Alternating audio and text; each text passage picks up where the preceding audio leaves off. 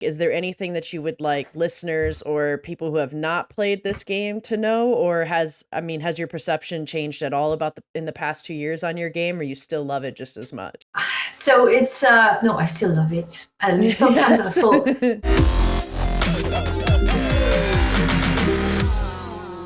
Welcome to the DL Gaming Podcast. It's been a fun Thursday already. I'm Amanda, doing things a little bit different with this episode. We're definitely interviewing an amazing powerhouse of a woman. Caroline Marchal is here with me. She is the CEO and creative director of Interior Night, who made As Dusk Falls, a wonderful game. She's a game designer for 20 years. She was the lead game designer in Heavy Rain and Beyond Two Souls from Quantic Dream. So she's definitely got a huge, beautiful, long list of accolades under her belt, especially with As Dusk Falls. The won a lot of a lot of high reviews. Also won the 2022 Game Awards for Best Impact. So it's an amazing game. I'm super honored to have you here with me. Thank you very much for being here with me, Caroline. It's a pleasure. Absolutely. Very happy to be here.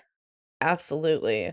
So we'll get into it. I'm such a huge fan and a lover of games that have depth and story and narrative games. You know, like I think of kind of the Return of Obra Dinn as like being a masterclass.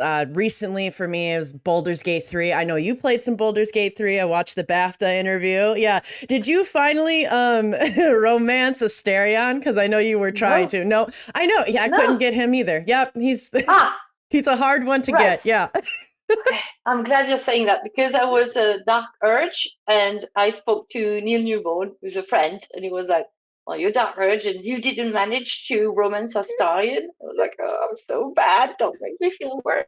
You're like, let's do a D&D one shot and you can be Astarion and then I'll have my chance. Yeah. But going back to, you know, the game that you made, the passion project that you had, kind of in a way what you left Sony for, right? I just think that this game is just amazing. I love that games and the game that you made has so much choice and consequences. I feel like it's really realistic and very much like life, you know, where it's just it brings all of us together, and I think has really some of the best experiences of the human experience, which is our ability to storytell. And I think it's where our wisdom and connection and like love comes from. And I really felt that with the game that you created with As Dusk Falls. So my first question for you is, in what ways do you really connect with some of the characters in your own game, and who do you resonate with the most? So it's, you know, in a way, you're starting with the most difficult question because I like them all. I love them all actually because we spent like 3, 4 years with those characters. So for me, they're real. You know, it's strange. Like I would know if you asked me today, how would Jay react to this? I'd tell you.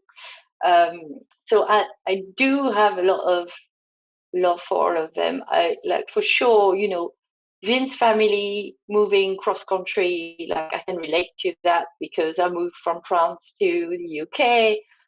Similarly, like I have a soft spot for Joyce, who's a single mother, like a businesswoman, you know, doing her best to provide for her son and have her own business. So I love her. I also love Zoe, especially like I have a daughter. She's 12. She's in the room right now. She's very quiet. Uh, and and when we started, like when I started thinking about this game, she was like 2 years old or something. Um, yeah, around that age actually. And you know, having a little girl like Zoe in the game where you have to provide for her and make sure you know she's fine in this very tense situation, and then seeing her when she's a young adult, that really touches me. I'm like, how is my daughter going to grow up? And you know, we all have issues and traumas, and how you deal with your past is a really important theme, I think, in the game. Um, but I would say the character that moves me the most, maybe, that might be a bit unexpected, is Tyler, the eldest brother of the Holtz. Because I think he's one of the most tragic characters in the story, because he's smart, but like none of the Holts were born with, good cards dealt for them. But he's smart, he's the eldest brother, so he's got to take on a lot of the family legacy. And I don't think he's super well equipped to be happy because he's emotionally bottled up because he has to take over and take on this brotherhood. So yeah, I feel a lot for Tyler, Yeah. strangely, who is not a very well loved character, I think, among the community of players. But I'm like, no, but listen to me. No, I mean, I could see that. I think that you guys have done such a beautiful job with every character. I also really appreciated and really liked Tyler as well because I felt that, I mean, it's as the one kind of carrying the weight of his family in a way, at least in my playthrough when I played with my partner, like he got caught and took the brunt of all of everything as well. And so kind of took the Mm-hmm, responsibility for all of it as well. And I think was quite a mm-hmm, victim in his own way. And I think you guys did such a beautiful job of there's no bad characters, there's no antagonist truly. Like everybody has their own depth and they might even be the antagonist to themselves. There was always so many mm-hmm. layers to each character, and I thought that that was really beautiful, especially talking about the Holtz specifically. But Thank that's you. really great. That's the best compliment. It was the intention, like certainly, because you see the Holtz initially, you're like, oh, they're a group of thugs or whatever. But when you see the backstory, which is my favorite story of the entire game, where you see the dad, how their dad bear interacts with them, and this stranger story that you have to bury in the woods. All right, that shows you where they're coming from and what are their reasons for doing what they're doing. Absolutely. And I mean, I think a great example of that too really is Jay and how much Jay Hmm. can change and grow depending on the actions that you pick. Like for me, my two favorite characters that I resonated with was Zoe and Jay, which at the end it was a resolve between the two of them, which to me was the most beautiful thing. And so Hmm. it was done so well and so nice. And like I feel like this project was just such a great example of because I mostly play indie video games and things like that, and I really feel like this game was such a beautiful indie dream and an indie mindset, but it was mixed with some really powerful, really like kind of like AAA talent in a sense, and especially with how you guys have come together, and especially it too being such a strong team of a lot of women, like it's incredibly inspiring, and I Hmm. think you did such a wonderful job. So like how did you create this 40-person team, and how involved were you on the day to day? I'd have to imagine you were quite involved, but did you find yourself focusing more on the business side or the designer side or the coding and engineering side, or was it kind of more balanced? Because I know you've got basically talent in all of those aspects, you yourself, let alone your team. Yeah, I guess like it depended on the phase of the project we were on. So initially, of course, to sell a project, you have to have a vision and a design. So I'm a designer by trade. Like I love game design. Like, I'm still a game. I see myself as a game designer. So once you had once I had the concept and the idea of like what the sports could be, then there's the business moment where you have to pitch and sell the project, and there I learned so much. But once it's sold and you start making the game, of course I was way more involved on the creative side, um, because the design was pretty much set, but it was all about how can we write this story in the right way and also make sure it comes across on screen the right way, which is, once you have the script, you've gone some way towards the experience, but you're still very, very far from it. So all the work remains to be done in a way. You have a solid foundation, but then you have to bring it to life. So yeah, I spend most of my time, um, working with the writing team, and then helping working with the cinematics team and the design team, of course. But I was very much on this side. Our tech director Ron like handled all the textile. Like I'm not a programmer at all. Like I did a lot of technical um, visual scripting, etc. When at my time at Quantic, but I've been less hands-on. Like I wasn't in Unity, for example, which I missed a little bit. I must Mhm. admit. Mhm. Sometimes I do miss that, but like everyone has a different role in a dev team, and it's important that I stay in my role so that to enable everybody else to do their best job. Because if suddenly I go too granular, I'm just being a problem and Yeah. a bottleneck where I should be doing my work.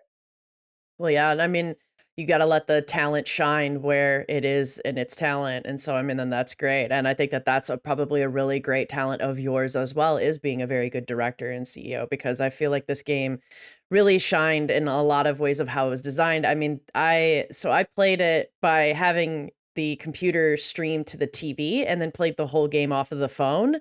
And that was the Yeah, second time I played it. The very first time I played it with my best friend, and we were trying to get multiplayer and even Twitch going.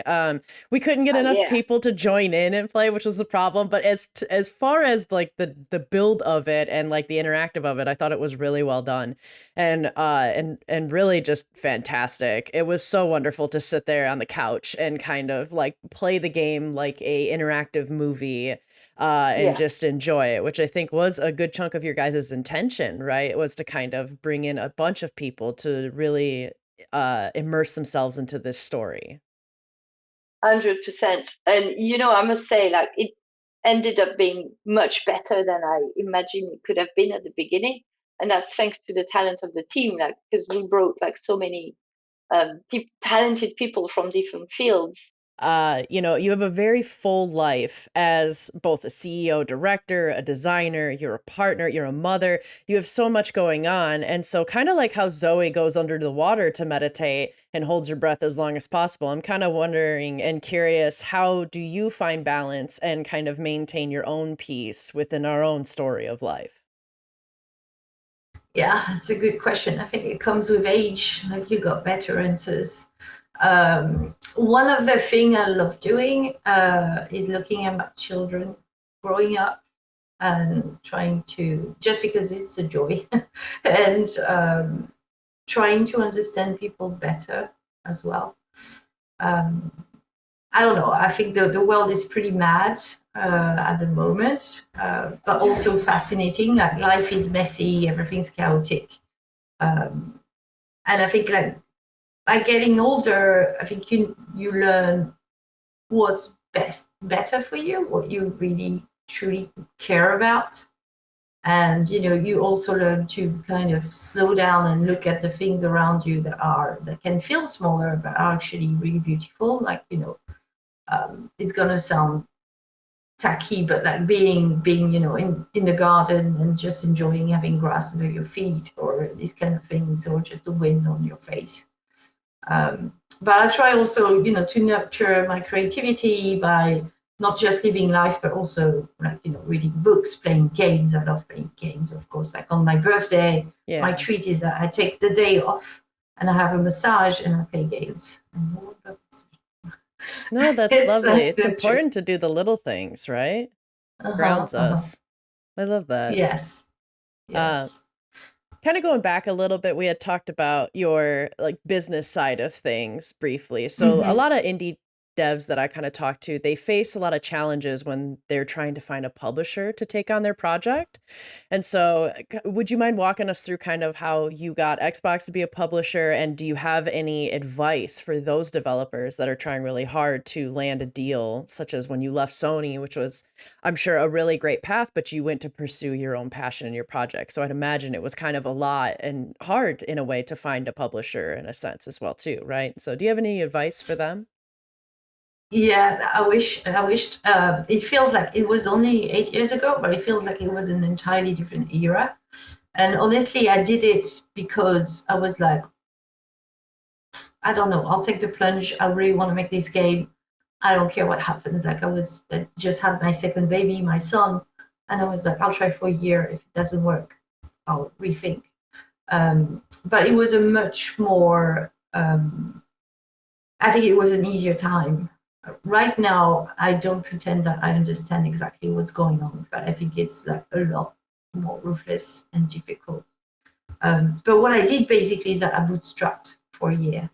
I had, my partner was working, so he was providing for us, and I was like quite nimble. It was just me and a friend, and we were pitching together he helped me with the business side, and I was, in the rooms for the creative, and I just used LinkedIn to get connections. And obviously, my past at Quantic Dream opened many doors.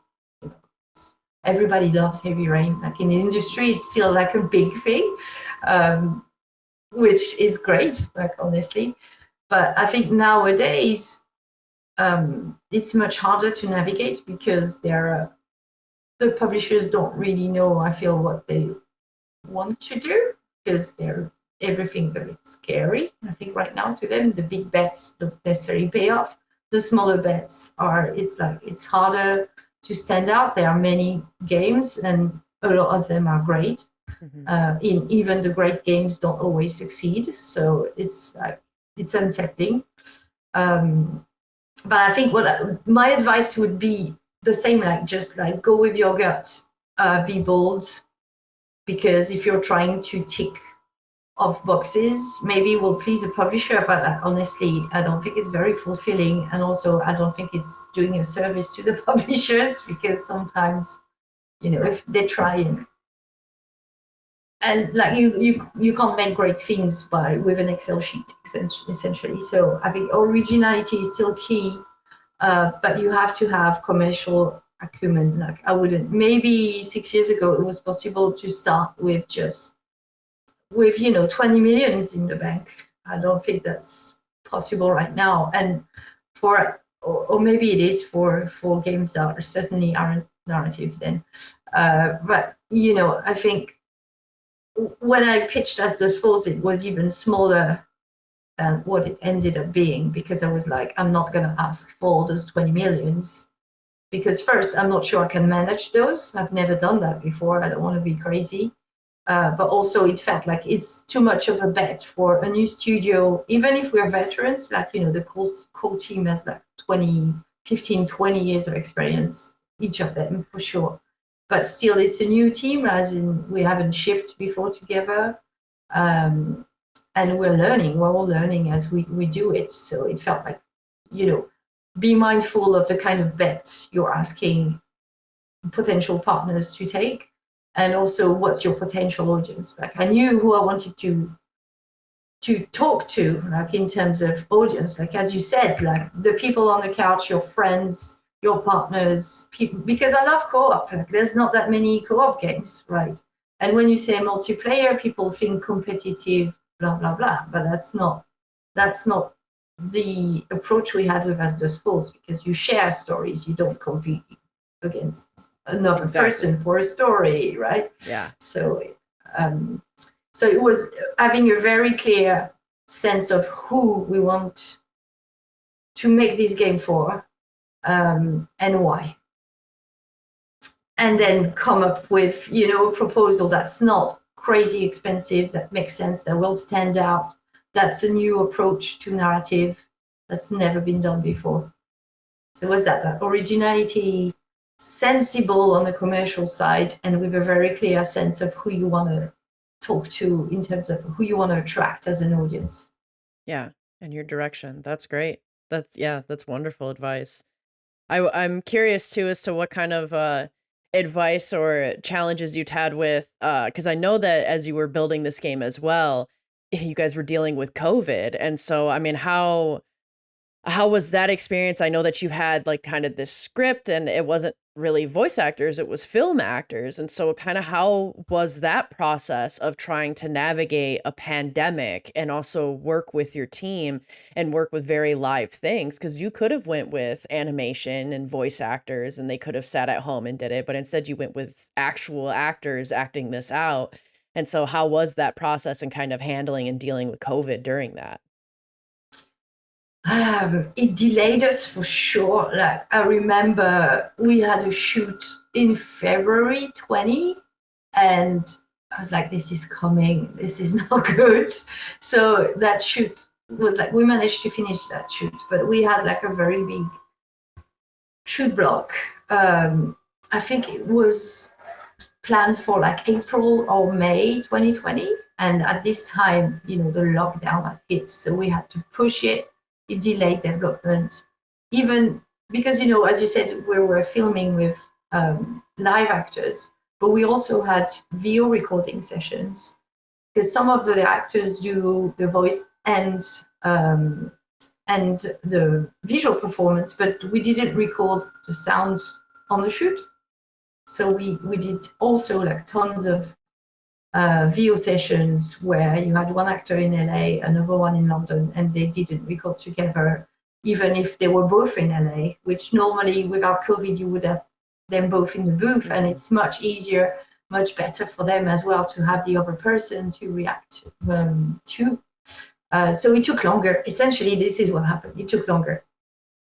It wasn't undoable. It was a bit more painful, and it took longer.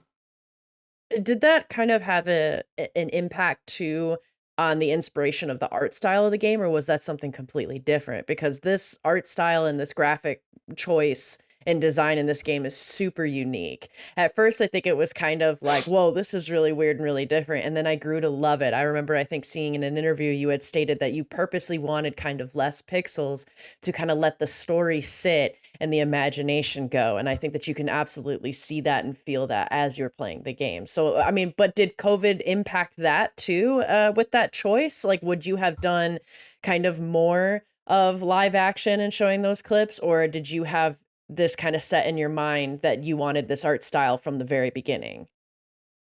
It was set from the beginning because we felt, that CG couldn't honor the story we had, because it's so grounded, so real, that you need the full performance of the actors to be here, like all the nuances in the faces, because it's not about, winning the game or having this or that tactic. It's about understanding the characters on screen and understanding what they feel and what they mean and what they want, even if they don't say it. So we felt like we absolutely need real people. So that was set from the start. And then we also went for the pared back animation style, because every character image is hand painted. So, that's a lot of images across the game, like 18,000 or something. It's beautiful though. It's unique, right? Yeah, I love it too. It's so unique. It's unique. But we felt, that we can achieve with, the team size we have, which was at peak 40 people. And of course, external partners, but like it wasn't that crazy. Like we could achieve that much better than trying to go for hyper real, like The Last of Us, or, even Beyond Two Souls is aiming for that, which is, even if you throw a ton of money at it, you still don't have the same fidelity than you do when you're working with real people, real faces, real actors who can bring like their own performance, like a lot more one-to-one when it's live action and filmed than when it's motion captured or performance captured. So it was 100% to honor the story, to make it doable for the size of our team, but also to stand out, because we're like, this is unique, never seen that before. It's still very cinematic, but it's pared back so that you have your imagination fills the blanks, and you kind of draws you in. It kind of draws you in because your mind is very active, like feeling all those in betweens. Yeah. And then also too, the talent of it being hand painted, and that's just beautiful. I think in a beautiful artistic style. But I'm really happy to hear that, like, it wasn't some sort of I mean, I'm sure in a way it obviously helps a little bit to have that kind of style already in mind and know that you're going to be doing that when COVID hit anyway, because then you don't have to deal with all the delays and difficulty of trying to film that. But I think that that's really cool and definitely something super unique that has As Dusk Falls standing out compared to any other narrative game, is the way you guys went about showing this, because it definitely reads and it's beautiful. And so have there been any kind of surprising opinions or playthroughs that have stood out since launch? I mean, I had so compared to Heavy Rain or Beyond Two Souls, like at the time when it came out, there wasn't any streams. So when As Dusk Falls came out, I was on Twitch every night watching French streamers, American streamers, Brazilian streamers.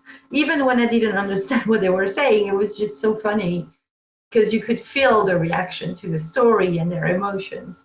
But like, even recently, I was watching Granny, I think, playing when the game came out on PlayStation. I'm just amazed by one, when it's played on Twitch and the community participates. I love the dynamic it creates with the streamer, but also seeing like how different the communities can be depending on the streamer. It can be like some of them can be more raucous, or others are a lot more, understanding, less jokey, and more like really serious, really into it. And I think the game accommodates all that. It's quite cool to see all these different experiences. But in general, what you can see is that everyone is really narrative savvy. Every time we planted, that shot lasts a little extra second and on the character, and then you understand like, oh, maybe he's hiding something. Or like, how they picked on all those little hints we put in there was really rewarding to watch.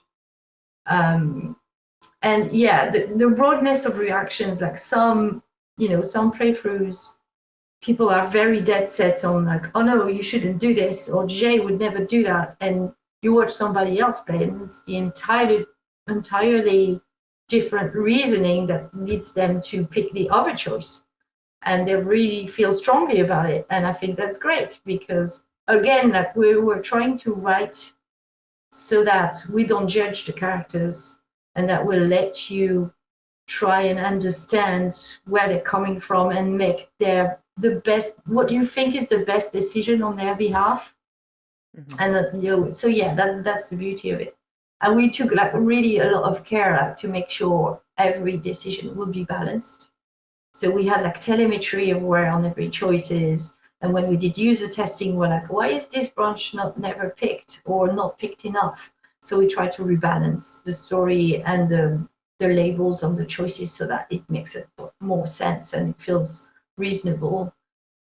So we were making sure, like, yeah, we had this split. And when you have a good split, you're like, this is good. Sometimes you don't want a great split. Like there's this suicide scene you expect most players to save Bear, right? In this scene, it's a very emotional scene. So, but we were still happy that some felt, well, no, for Jay, it's best that he walks away because it makes sense for this character.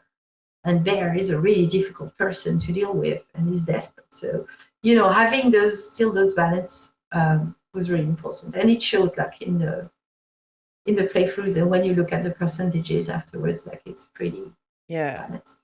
Yeah, I think you guys made such like amazing decisions with those things too. Like I absolutely love that at the end of every chapter you get kind of these are your traits. This is how you played. And it's a beautiful way to kind of compare and see things. And it really goes to show kind of the group that you're playing with, and also it shows the replayability of this game too, which is difficult in a narrative game because typically you go through the story and you're like, okay, I know what the story is. But with As Dusk Falls, there's so many different ways that the story could go. And when you're playing with different people, like my playthrough with my best friend and my playthrough with my partner were quite different, and it was really exciting. There were things like, I mean, my playthrough with my partner, like Vince died and we were like, oh, it's like I didn't have this happen in my first one. Like, and it changes the story, and also to the depth as well going on that specifically. Like the playthrough with my best friend, it was, I think only Michelle was shot and that was it. And the PTSD and kind of the way that Zoe handled that was slightly different than with Vince dying as well. And I was like, that was really beautiful the way that you guys countered for, or like prepared for that and elaborated on that and kind of showcased it as well, while also still kind of showing that we have to face our past and it's best to face it and go through it and face it forward and move on with it. It's a part of us, but it doesn't define us. And I thought that you guys showcased that so beautifully, and it is very cool. I loved too at the end that you got to see the branches and got to see at the end, because at the end of this game, my partner and I were being like, oh, that could have happened. Like, and it's so exciting. Like you were saying too, with the percentages, like I think of, I mean, the bear and suicide is definitely a great example. Like another one too, I think is Jay kind of crushing the fingers of Tyler or pulling him up and helping him, does he forgive him or does he kind of be like, I've had enough of this? Like, and so that's another good one where I think it was like, I wanted to say it was like 60% let Tyler get caught or something like that, but it's close. Like that's still close to the 50%. Right. And so that's a really good example of, that you guys have it nicely balanced and stuff. And so I don't know if it ties into my next question, but I'm very curious as to, I mean, you're from France, you moved to the UK, a lot of your team is based out of the UK. Why did you guys pick Arizona? Well, I think it's because the story is in some ways a neo-Western, and it's like, we talk about Two Rock as a small town, but you never go to Two Rock. It's on the fringe. And because the story is about, it's quite this pressure cooker where, they're in intense situations, and this is where your true character really comes through. So it has to be in the wilderness. And Arizona, it has these like massive landscapes, which is a perfect setting for a visceral story. So it felt like that. It's like the landscape is a canvas. We went to Arizona, and like it's so big, even your huge 4x4s seem really small. Like, okay, the trains like pass through for minutes and minutes. In Europe, you never see that. Like it's too big. It's not that scale in Europe. So it felt like, and for me also, because it's not in Europe, it gives it that kind of how would you say, what's the word, like it's it's not necessarily set in it. The stories are set, like the characters belong to this place, right? But the themes are universal. Yes. And so it felt like it was like, by putting it away from like my culture, like it felt we could reach the universal. We had to. Yeah. Yeah, I thought it was I lived in Arizona for a little bit, and to me, like I loved it. I felt like the story took place in some small town somewhere in between like Sedona and Flagstaff, because you had woods and stuff in there. And like I have a soft spot for Arizona because I feel like it's magical. It's a magical place in the United States. And a lot of it's because of the landscape. It's beautiful, the colors. So it was, I thought, a very smart design choice to have that location there. And I'm glad that you got to spend some time and see Arizona, because I feel like you did reflect it quite well. And also, too, I'm originally from the Midwest. I felt like the story of the Holtz was one that I have seen in rural parts of the Midwest as well. And so there got that universal part that you were kind of touching on. I mean, did such a good job with the characters and the setting with that, but that's really cool. Did you have a favorite thing from Arizona? Like, did you get to try any of the prickly pear or any of the food or anything? Or did you see the Grand Canyon? Like, no, I didn't have the chance. I've seen it like 30 years ago when I traveled with my parents, but no, I think the really cool stuff was the food. The food was pretty good on the reservation.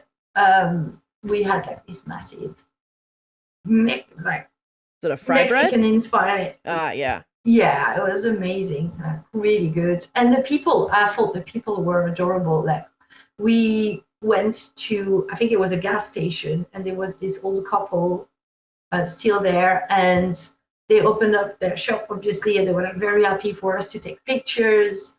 And a lot of their gas station, the design of the Desert Dream is inspired by that gas station, because they had this pointy roof.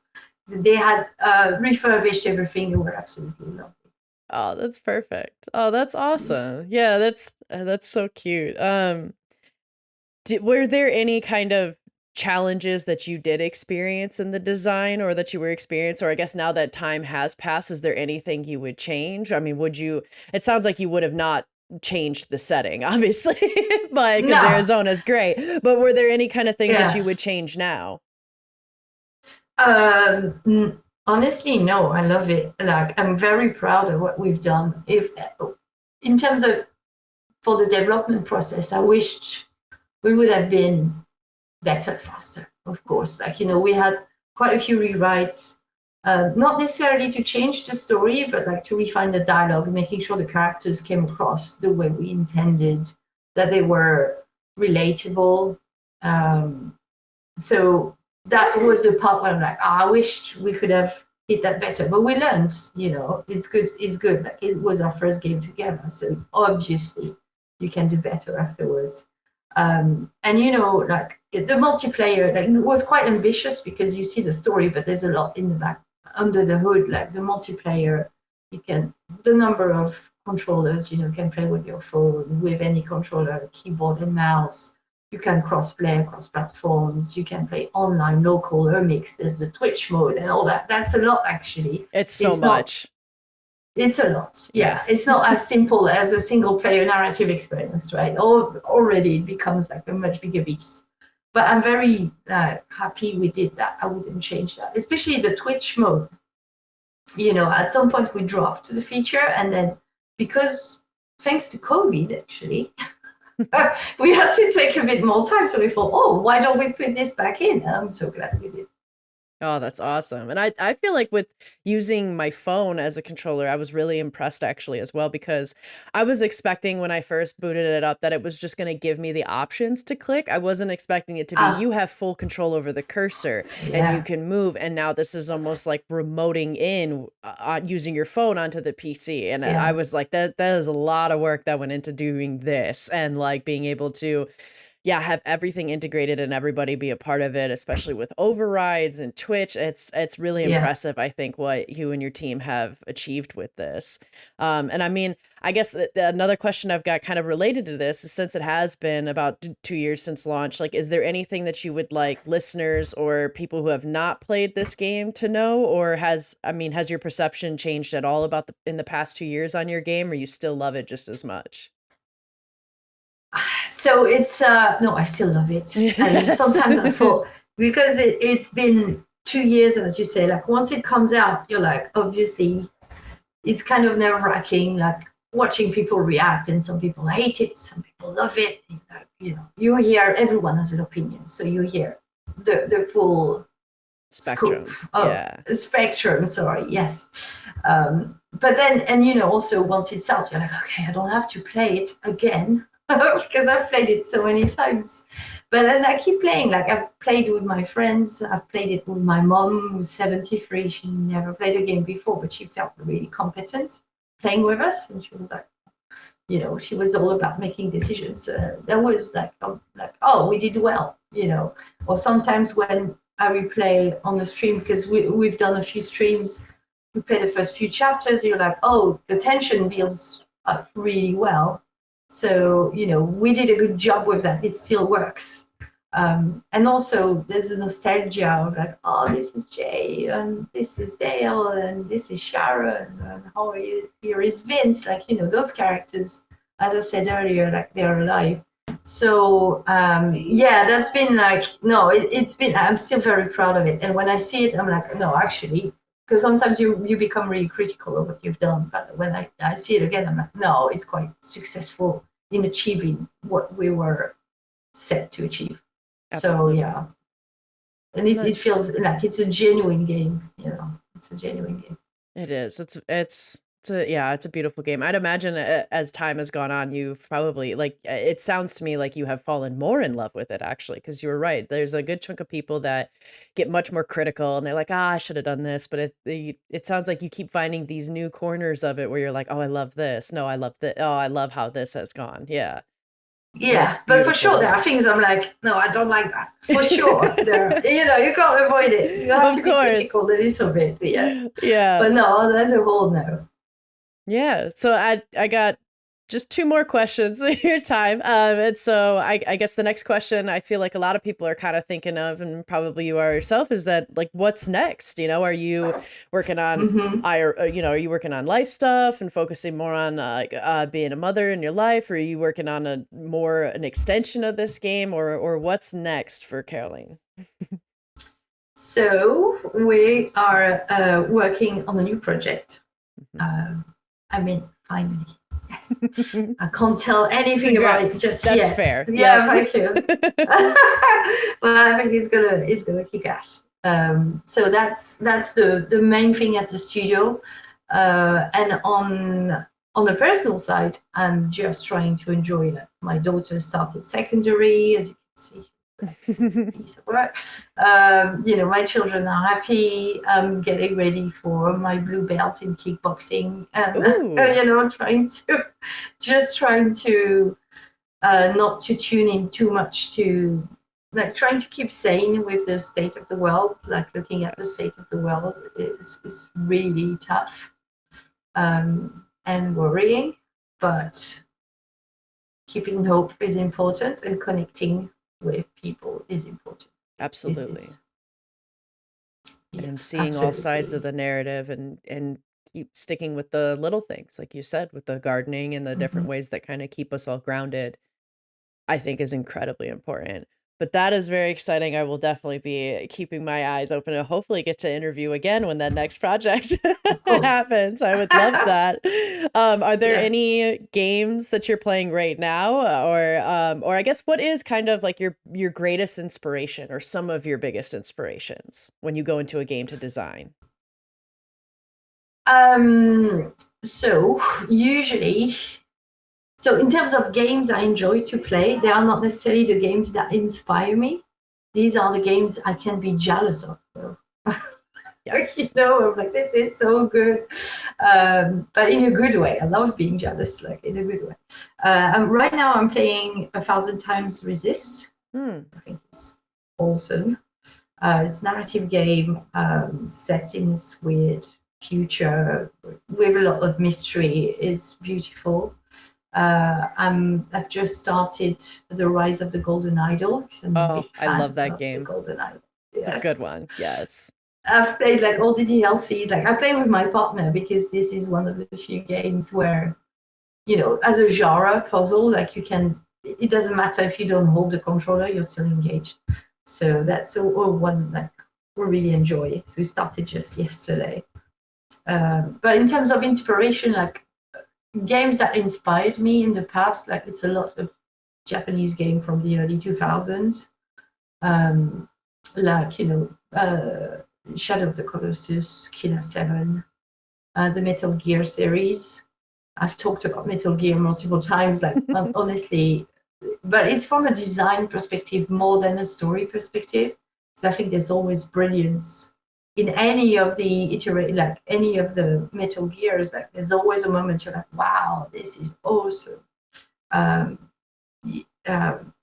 like, Nomad Soul was also Omicron, the Nomad Soul, like an earlier game from Quantic Dream, was a big inspiration because it was this open world at the time, very moody, very atmospheric, where you had a sense of freedom.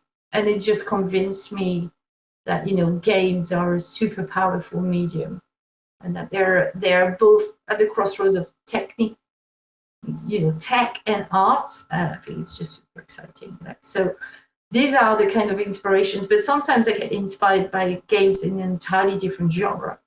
So I spoke before, I think it's not even a game, but it's more an experience for the game of, like, Twitch-based Pokemon. I was like, this is weird and cool because the community is writing minutes and stuff, and there's story happening, and they're collaborating. And that was the early inspiration for As Dusk Falls, which ends up being a totally different game. But, it's that kind of, like, even in a book or in a film, like, trying to make the odd connection or translate, like, what would it mean in an interactive narrative experience to translate this feeling or this mechanic into a narrative. So it's these kind of weird diagonals I'm trying to create. It's beautiful. I think it's a wonderful reflection, As Dusk Falls, and just the concept of narrative and meshing community together is such a beautiful way to. You can always find common ground with anyone, regardless of what background or where they come from or their views. And I love these kind of games that really showcase that. And I feel like As Dusk Falls absolutely nailed it out of the park with that, and it was great. Awesome. I love the community as well. So thank you so much again for meeting with me, the interview, us troubleshooting. We're getting through it. It's pre-Friday at least, we got one more day and I can enjoy the weekend. So I appreciate you so much for meeting with me and interviewing. Well, thank you for your patience while I went through this stupid troubleshooting. And it was a pleasure to talk to you. So anytime we do that again. It was wonderful. I will absolutely be keeping an eye out for Interior Night and what it has to be producing some more in the next project. And I'm really hoping that we'll get to talk again. So I hope you have a great rest of your day. Thank you. You too, Amanda. Enjoy your Thursday. Yes.